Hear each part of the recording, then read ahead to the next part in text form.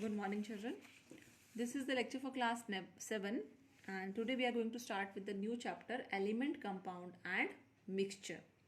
So before starting the chapter, children, we should know what are the things that we are going to study in this chapter.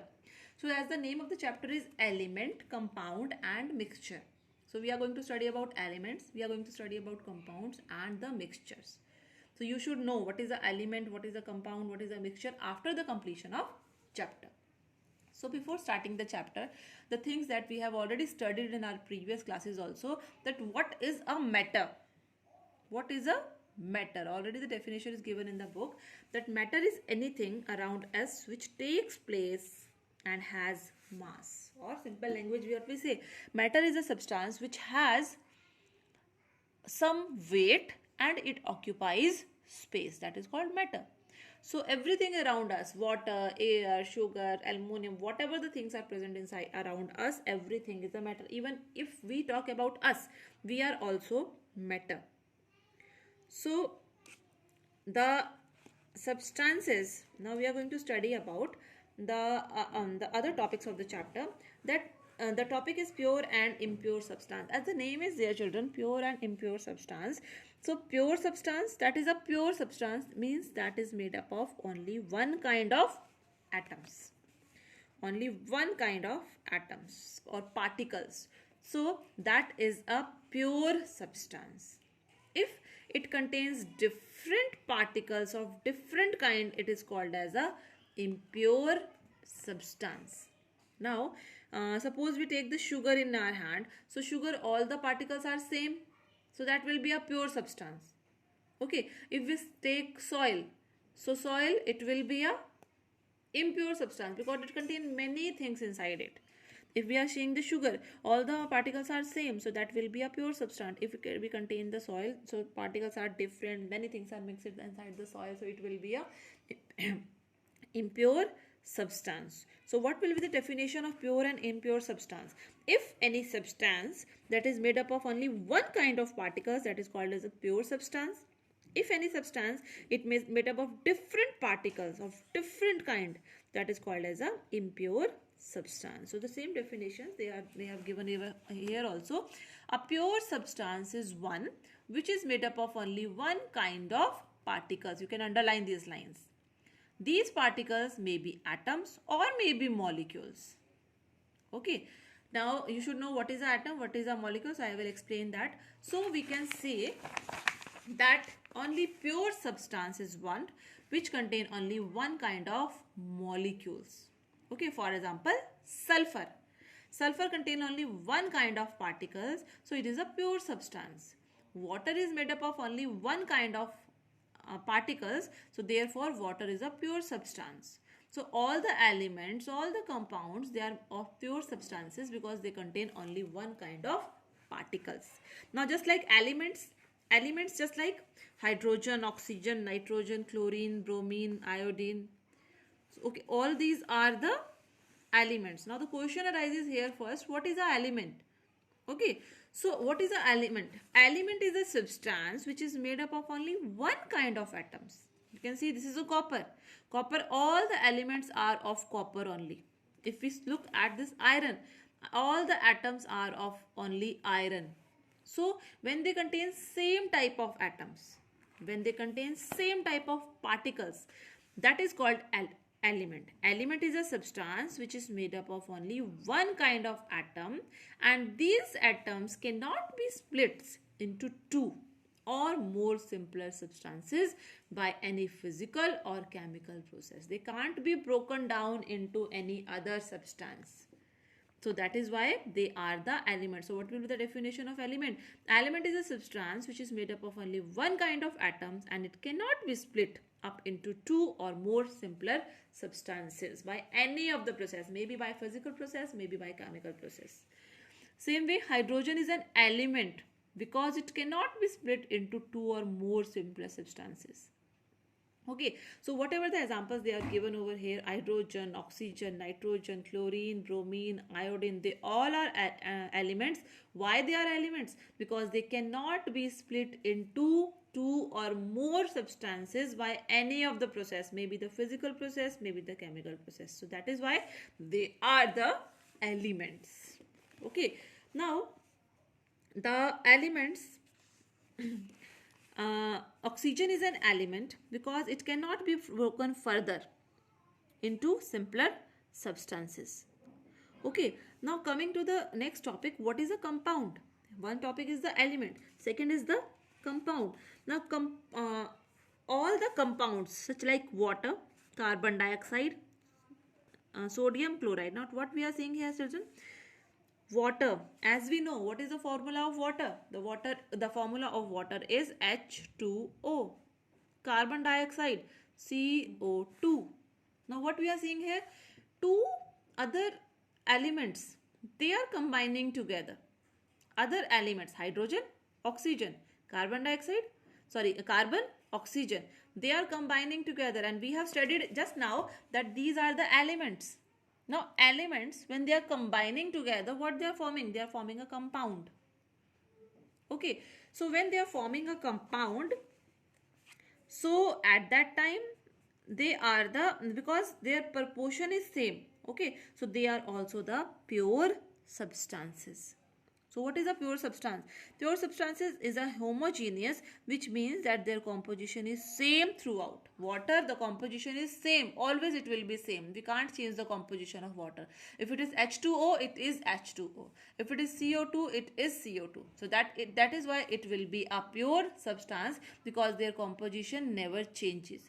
They cannot be separated into other kind of matter by physical process. If we want to break water, we want to separate hydrogen and oxygen, so it is not possible for us.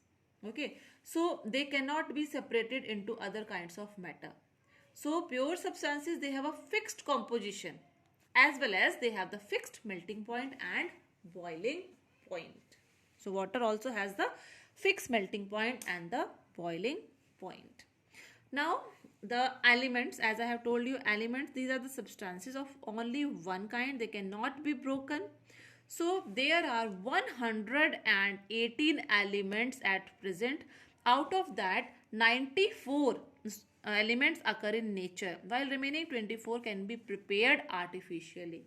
Okay, so how many elements are there? 118. 94 naturally occurring, 24 they can be made artificially. Now we are going to study about the more properties of these elements. So as I have told you, elements have different properties because they are made up of different elements have different properties. Okay, because every element is made up of different kind of atoms. Okay, carbon is made up of different type of atoms, hydrogen is made up of different type of atom. So for example, oxygen and hydrogens, they are the colorless, odorless gases. Oxygen and hydrogen both are the colorless, odorless gases. So oxygen helps in things to burn, but it does not burn. Hydrogen can burn, but it does not help other substances to burn. So their properties are different. Okay, their properties are different. Atoms that are made up of only one type of elements, they are found only in other elements. Each element is made up of unique type of atoms because they are made up of different type of atoms. So their atoms are totally different. Elements, they can be exist in solid, liquid, gaseous states. Okay, just like iron, gold, sodium, they are the solid elements. Mercury, bromine, liquid, nitrogen, liquid elements, they are the liquid elements. Nitrogen, hydrogen, oxygen, they are the gaseous elements. So they can be exist in any form. Elements can exist in any form. They are made up of same type of one kind of atom, but they have the different properties. Okay, elements, they have the different properties. Every element has the different properties because every element is made up of different kind of atom.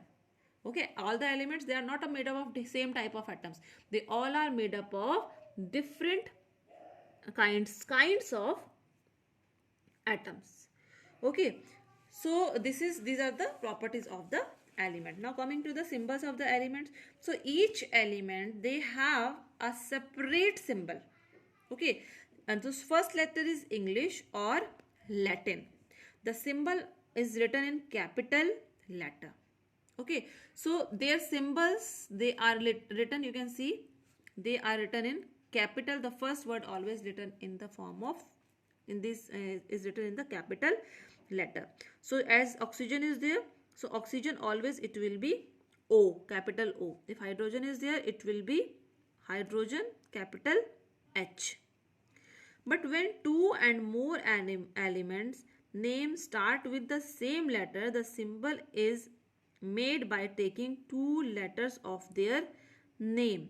The first letter is in the symbol written in the capital. The second is letter written in the small letter. Just like carbon. First letter is capital, others are small. First letter is capital, others are small.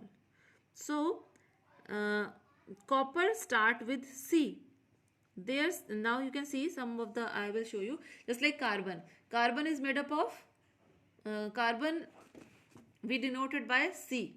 Same way calcium is there. So calcium C is there. But because calcium is there, so we have added one more word to represent it, that is in small. Cobalt, CO. See, capital C is there. Everywhere capital C is there. But we have changed the second letter and it is in the small letter. So these things, just the simple, the first letter always we write in the capital letter. This is given over here. The first letter is in the capital letter and the second letter is always in the smaller letter, just to represent those symbols. Okay. Now, some of the symbols taken from the names of elements in language other than English, such as Latin, German, Greek. Okay, so some of the, this is the English name of each element. This is the Latin and Greek name of each element, and these are the symbols of each element. Okay, so we have to learn those. Sodium, in Latin it is called as natrium and the symbol is Na. Iron, ferrium, Fe. It doesn't mean that if sodium is there, so symbol is Na here, that we have to learn. Okay, copper is there, cuprum. So the symbol of copper is Cu, not Co. Okay, Co is for cobalt. That we should not get confused. We have to learn them in a proper way. So all these symbols you have to learn properly. Next is elements. They have just like hydrogen, simple H, nitrogen, capital N, oxygen, capital O, carbon, capital C. So they have their particular symbols. So we have to learn those symbols. Now next is the classification of animals. So based on their properties, the elements, they can be classified into 4 groups. These are the metals, non-metals, metalloids, noble and inert gases. So that these all the topics we will study in our further chapter. Okay, what are metals, what are non-metals? So that metalloids, that we are going to study further. Okay, so in our next video, I will explain you what is a compound, what are the characteristics of compound. Thank you, children.